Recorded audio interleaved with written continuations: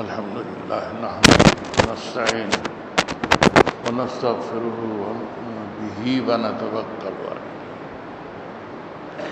ونعوذ بالله من شرور أنفسنا ومن سيئات أعمالنا من يهده الله فلا مضل له ومن يضلل فلا هادي له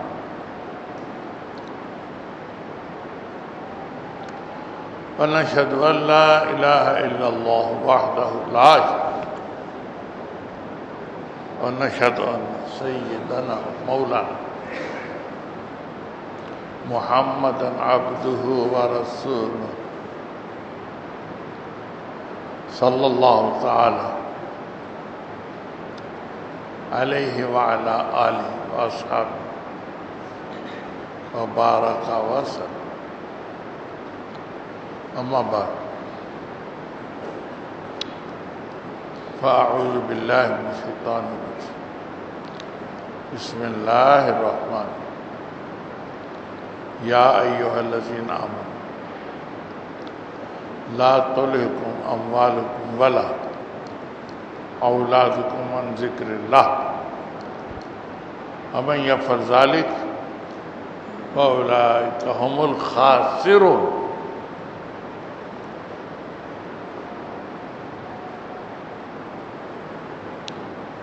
تمہاری اولاد اور تمہارے مال تمہیں اللہ تعالیٰ سے غافل نہ کر دے.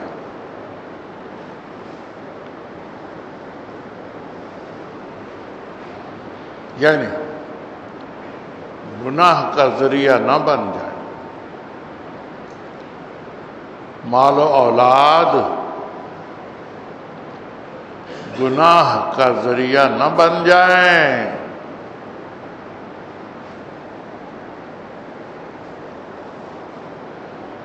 مال حاصل کرنے میں، مال محفوظ رکھنے میں،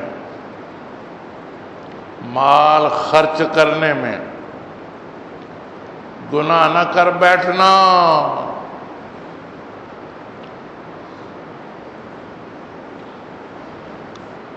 ایسی اولاد حاصل کرنے، اولاد کی حفاظت کرنے، اولاد کا آئندہ کے لحاظ سے خیال رکھنے میں گناہ نہ کر بیٹھنا. جو گناہ کرے گا فَأُولَئِكَ هُمُ الْخَاسِرُونَ، نقصان والا ہو جائے، وہ نقصان والا ہو جائے گا.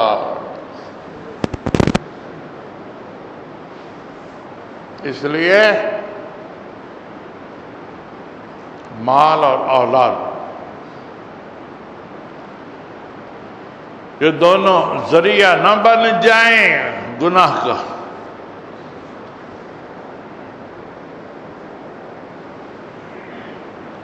ذریعہ نہ بن جائیں گناہ کا.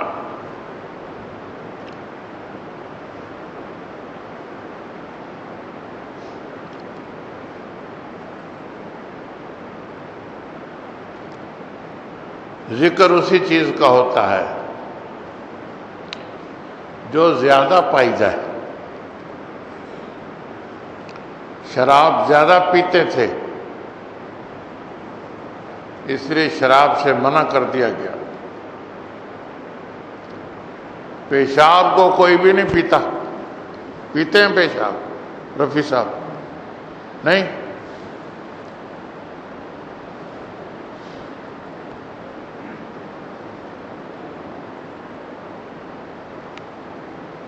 پیشاب کوئی بھی نہیں پیتا.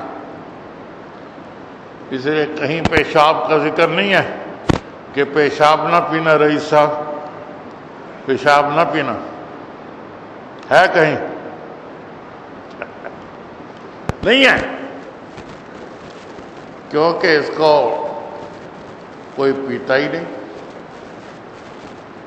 تو جس چیز کا ذکر ہو وہ زیادہ پائی جاتی ہے.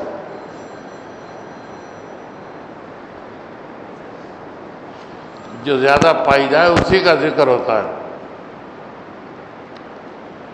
جو تھوڑی پائی جائے اس کا ذکر نہیں ہوتا.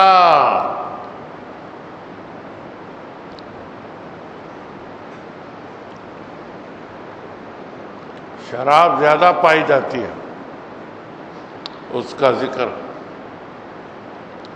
پیشاب نہیں پایا جاتا اس کا ذکر بھی نہیں.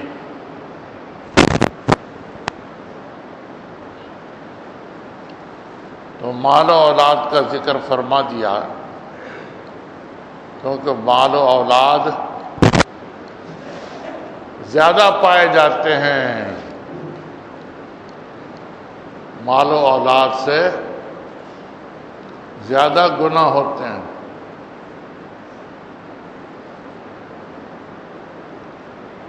مال حاصل کرنے کا ارادہ کر لیا کہ اتنا مال جمع ہونا چاہیے،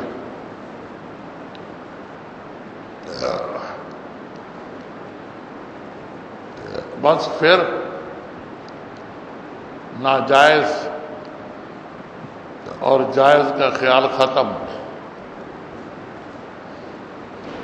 اتنا مال ہونا چاہیے، چاہے جائز طریقے سے آئے چاہے ناجائز طریقے سے آئے.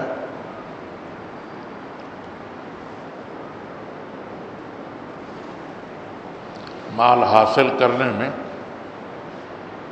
یہ غلطی ہوتی ہے.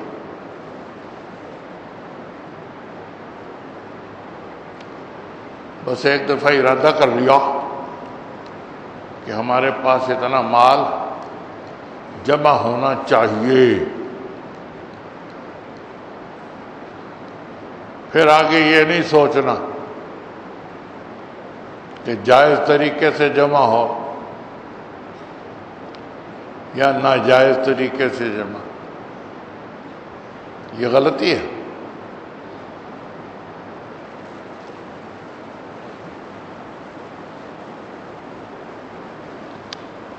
پھر مال کو محفوظ کرنے میں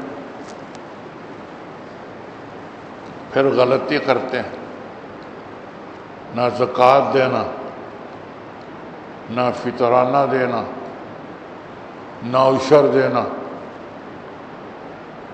سب ختم تاکہ مال محفوظ رہے.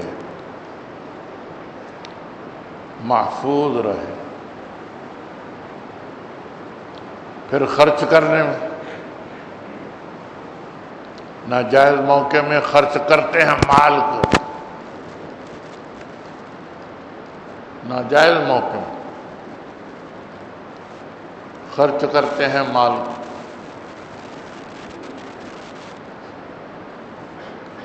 رسم و رواج میں ایک دوسرے کا مقابلہ کرنے میں کون زیادہ خرچ کرتا ہے. نام دکھاوا جہاں بھی ہو ناجائز. جہاں دکھاوا ہو ناجائز.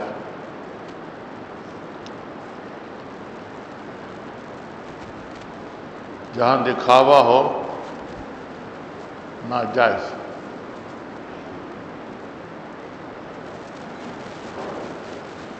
رسموں میں امداد کرنا ناجائز رسم ہے، اس میں امداد کرنا بھی ناجائز. صرف جائز موقع میں خرچ کرو. نیکی میں خرچ کرو. اگر مال کو نیکی میں خرچ نہیں کریں گے، گناہ میں کریں گے، تو مال ذریعہ بن جائے گا گناہ کا، عذاب کا.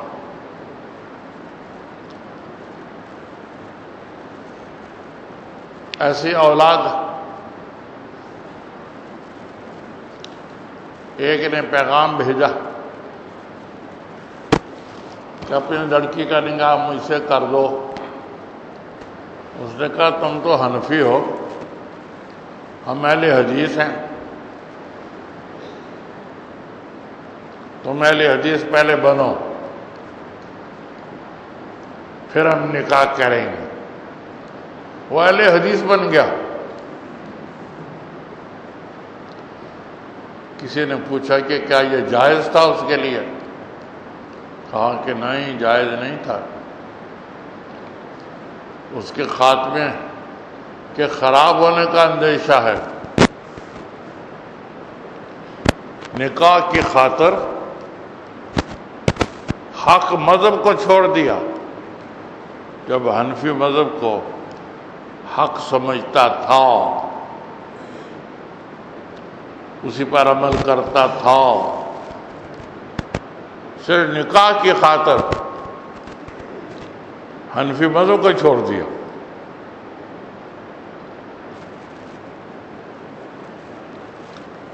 گویا دین کو چھوڑ دیا. خطرہ ہے کہ موت کے وقت کلمہ نصیب نہ ہو، ایمان پر موت نہ آئے. جس مذہب کو ٹھیک سمجھتا تھا اس کو چھوڑ دیا دنیا کے فائدے کے لیے، نکاح کے لیے.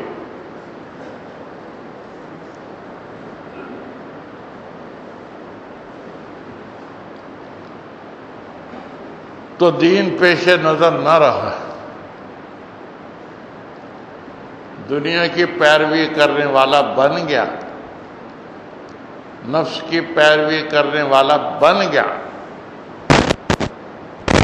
اس لیے خطرہ ہے کہ خاتمہ ایمان پر نہ ہو.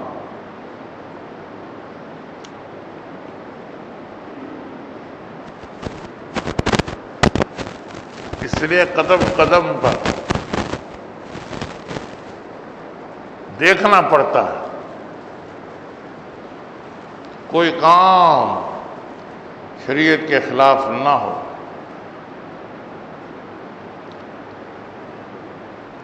نہ مال حاصل کرنے میں، نہ مال محفوظ رکھنے میں، نہ مال خرچ کرنے میں.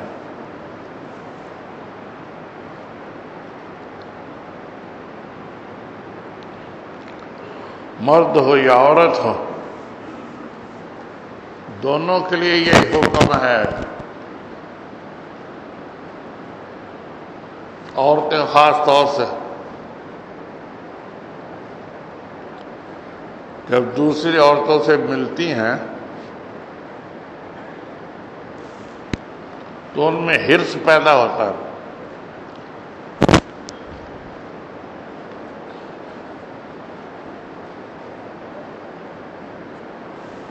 کہ میرے کپڑے فلاں عورت کے کپڑوں سے کم کیوں ہوں، میرا زیور فلاں عورت کے زیور سے کم کیوں ہو. ایک افسر تھا، اچھی تنخواہ تھی، غریب رشتہ داروں کا خیال رکھتا تھا، ماہوار ان کو دیتا رہتا تھا، ان کی امداد کرتا تھا.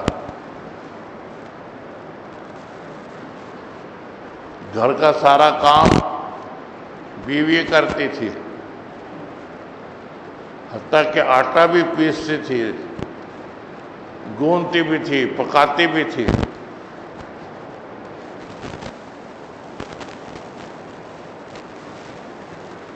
اس کا تبادلہ ہو گیا دوسرے شہر میں.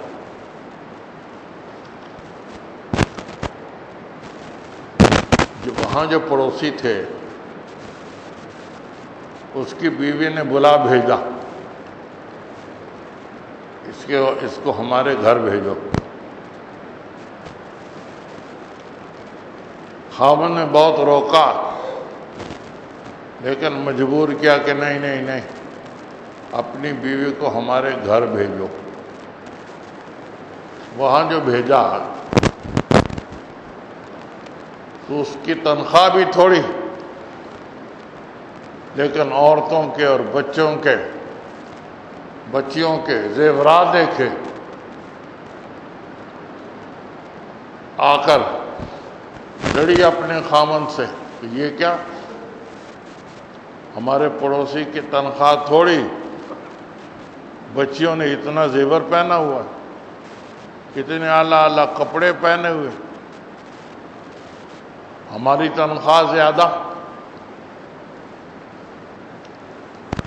کوئی نوکر نہیں، اب نوکر بھی رکھو، کپڑے بھی اچھے بناؤ، زیور بھی بناؤ، چلو۔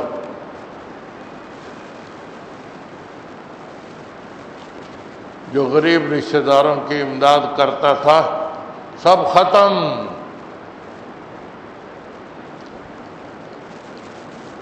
اس نے کہا دیکھو یہ پیر کامل کا اثر ہے، اس کا پیر کامل اس کی پڑوسن تھی، پڑوسن پیر کامل، 10 دن کی جو محنت کی ہوئی تھی وہ 1 گھنٹے میں ختم، 10 سال کی محنت کی ہوئی تھی، اس کو کام پر لگایا ہوا تھا، پڑوسن کے گھر گئی تو 1 گھنٹے میں سب ختم۔ دیکھو ہمارے پڑوسی کی تنخواہ تھوڑی ہے، پھر بھی اس کی بیٹیاں، اس کی بیوی کتنا کتنا زیور پہنے ہوئے ہیں، کتنے اعلیٰ کپڑے پہنے ہوئے، 2-3 نوکر رکھے ہوئے، خود کچھ بھی نہیں کرتی، بیٹھی حکم چلاتی ہے، میں بھی ایسا ہی کروں گی، چلو۔ وہ ملا بعد میں تو کہا کہ پیر کامل کا اثر بڑی جلدی ہوتا ہے، اس کی پیر کامل وہی پڑوسن تھی، پڑوسن پیر کامل، 10 سال کی محنت کی ہوئی 1 گھنٹے میں ختم، 10 سال کی محنت۔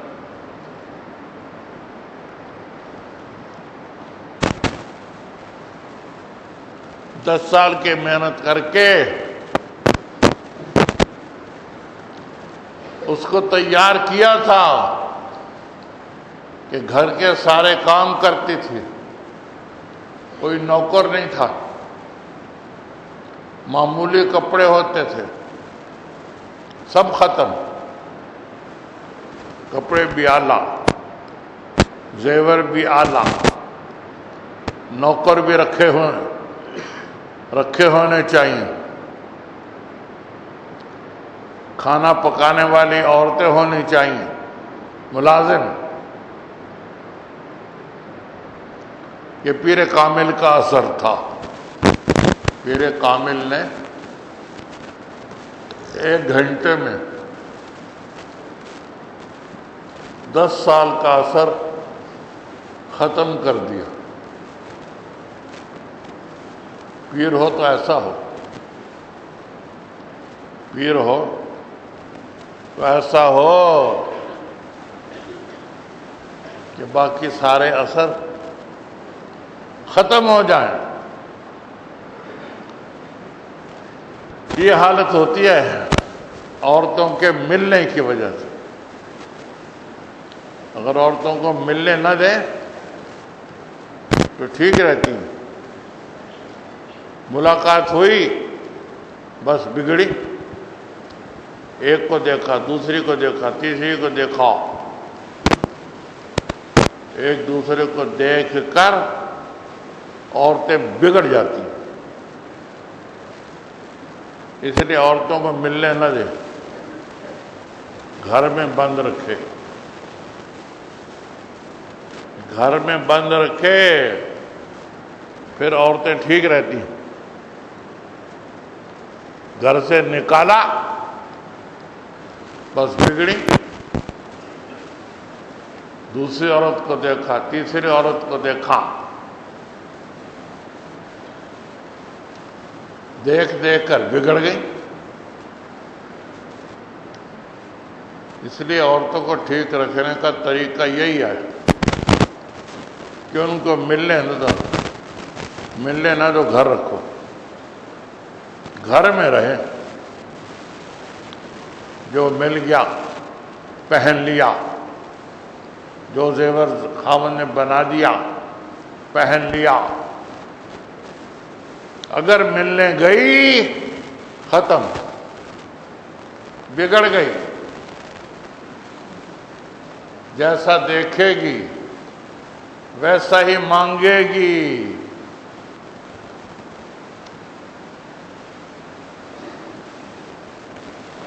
تو یہ طریقہ ہوتا ہے عورتوں کو ٹھیک رکھنے کا کہ ان کو ملنے نہ دو، گھر میں بند رکھو، پھر یہ ٹھیک رہیں گے. وہ باہر گئی بگڑی، باہر گئی تو بگڑی.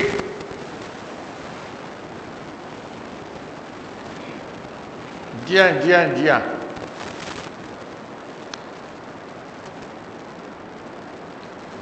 پھر وہ کسی کام کی نہیں رہتی،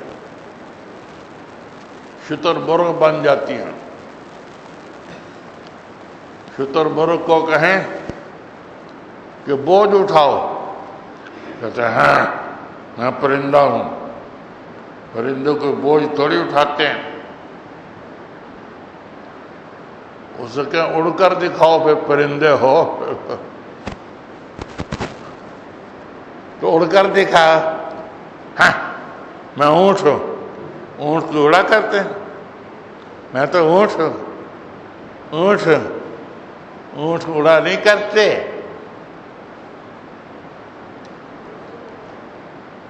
اس لیے عورتیں شتر مرغ بن جاتی ہیں. عورتیں شتر مرغ بن جاتی ہیں، کسی کام کی نہیں رہتی. نہ اڑنے کے کام کی،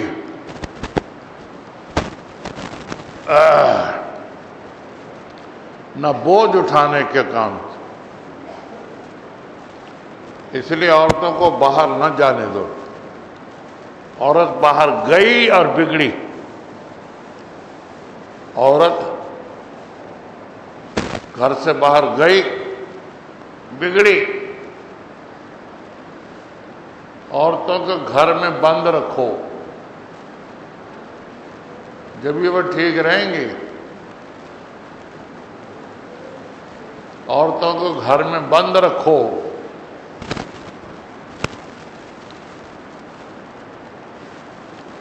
عورتوں کا میل جول ان کو بگاڑ دیتا ہے.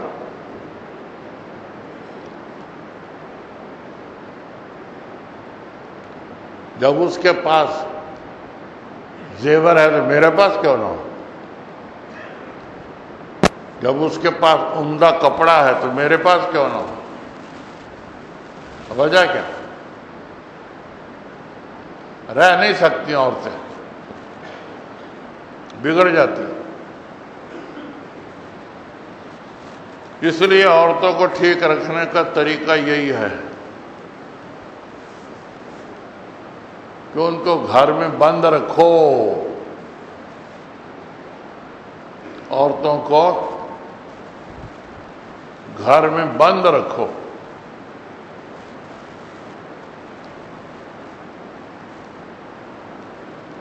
بند رہیں گی تو ٹھیک رہیں گی،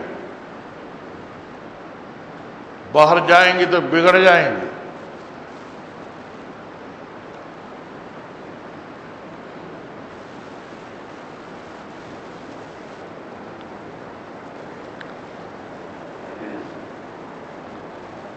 تو مال اور اولاد،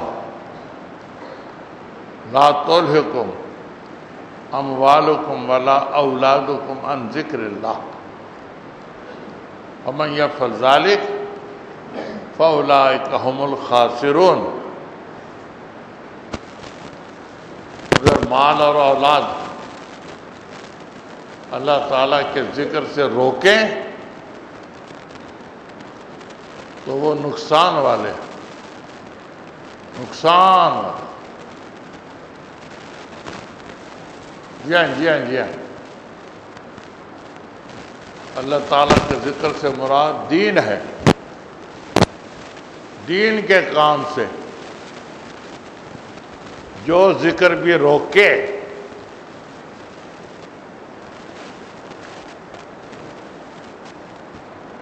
جو کام بھی روکے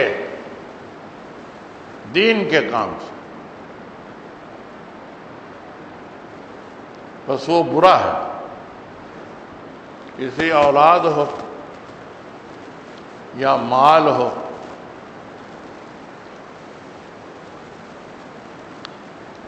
ان کو روکے رکھو،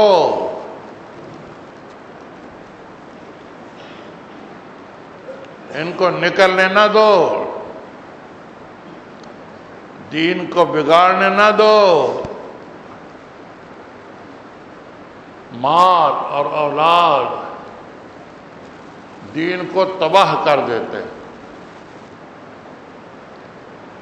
مال حاصل کرنا، مال محفوظ رکھنا، مال خرچ کرنا، اولاد حاصل کرنا، رشتہ کرنا۔ کہا کہ میں غیر مقلد ہوں، تم حنفی ہو، ہمارا تمہارا گزارا نہیں ہو سکتا، پہلے حنفی ہونا بند کرو، پھر لڑکی دے دوں گا، پھر لڑکی دے دوں گا۔ اس نے مان لیا کہ چلو ٹھیک ہے، میں حنفی نہیں رہتا۔ یہ سن کر ایک عالم نے کہا کہ اس کا خاتمہ خراب ہوگا، خاتمہ اچھا نہیں ہوگا۔ جس کو حق سمجھتا تھا حنفی مذہب، اس کو چھوڑ دیا، کیوں؟ نکاح کے لیے، نکاح کرانے کے لیے حنفی مذہب کو ہی چھوڑ دیا، وہ دین کو چھوڑ دیا، دین کو چھوڑ دیا، اپنی خواہش پوری کرنے کے لیے دین کو چھوڑ دیا۔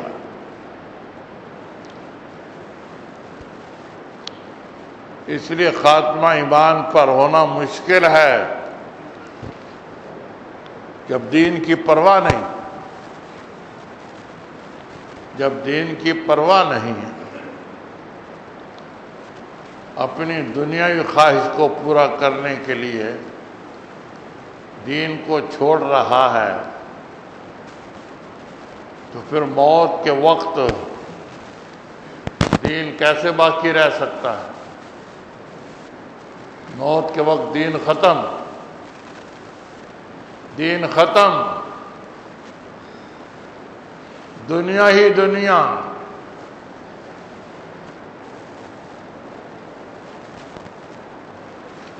مال ہی مال، آٹے کا یہ بھاؤ ہے، دال کا یہ بھاؤ ہے، کہ کلمہ شریف پڑھو، آٹے کا یہ بھاؤ ہے، دال کا یہ بھاؤ ہے۔ جس چیز میں زندگی گزری، موت کے وقت وہی سامنے آتا ہے،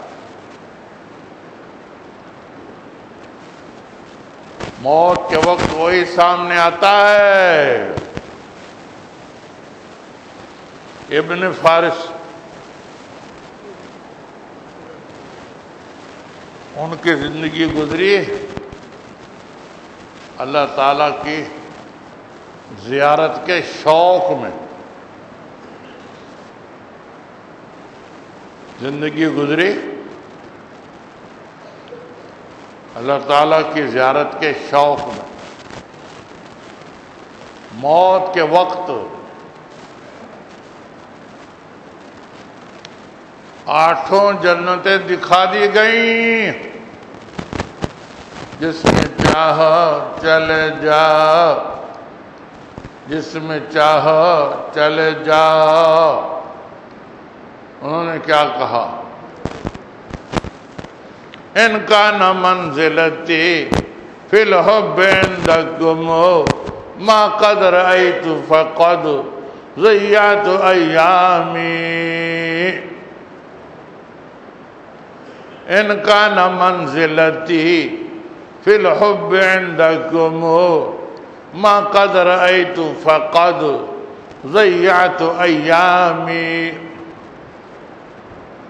کہ یا اللہ میں تو ساری عمر تڑپتا رہا، ساری عمر تڑپتا رہا،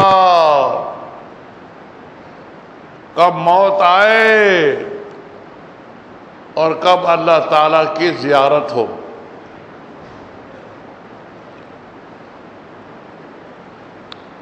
کیونکہ دنیا میں اللہ تعالیٰ کی زیارت نہیں ہوتی۔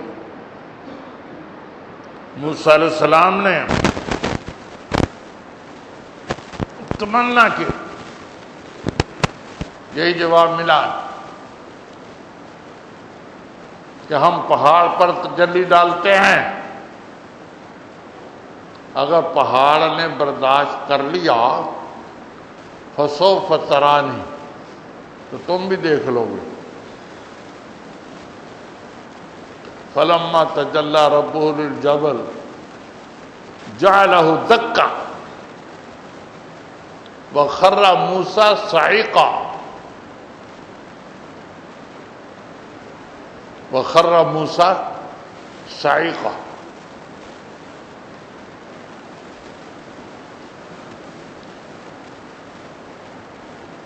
جب ذرا سے تجلی ڈالی، ذرا سے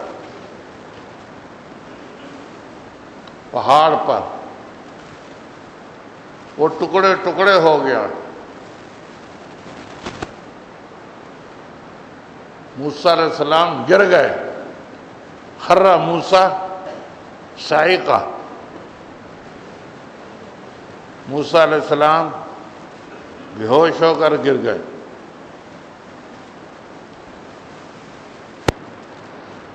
جی ہاں جی ہاں جی ہاں، سمجھ گئے کہ دنیا میں اللہ تعالیٰ کی زیارت نہیں ہو سکتی۔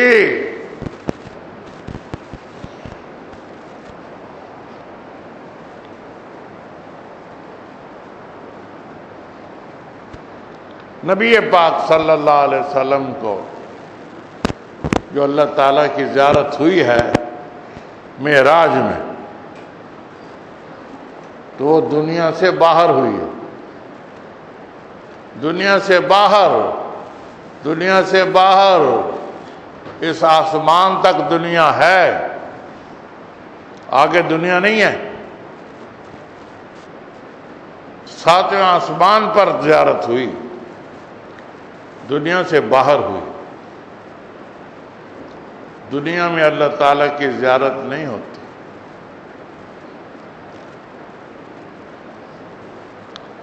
اتنی قوت ہی نہیں ہوتی کہ اللہ تعالیٰ کی زیارت کر سکے۔ جی ہاں جی ہاں جی ہاں جی ہاں جی ہاں۔ تو ابن فارس کو جب 8 جنتیں دکھا دی گئیں تو انہوں نے یہ عرض کر دیا کہ میں تو تڑپتا رہا کہ موت آئے اور اللہ تعالیٰ کی زیارت ہو۔ اب موت آ رہی ہے، جنت دکھائی جا رہی ہے، اللہ تعالیٰ کی زیارت نہیں ہو رہی۔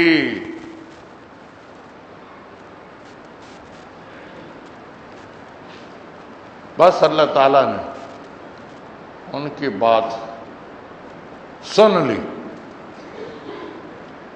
جان نکل رہی ہے، زیارت ہو رہی۔ جان نکل رہی ہے، زیارت ہو رہی، موت ہو تو ایسی ہو، جان نکلے اللہ تعالیٰ کی زیارت شروع ہو جائے۔ اس لیے گناہوں سے بچنا چاہیے، مال حاصل کرنے میں، سنبھالنے میں، خرچ کرنے میں، کسی میں بھی گناہ نہ کرے۔ اللہ تعالیٰ توفیق دیں۔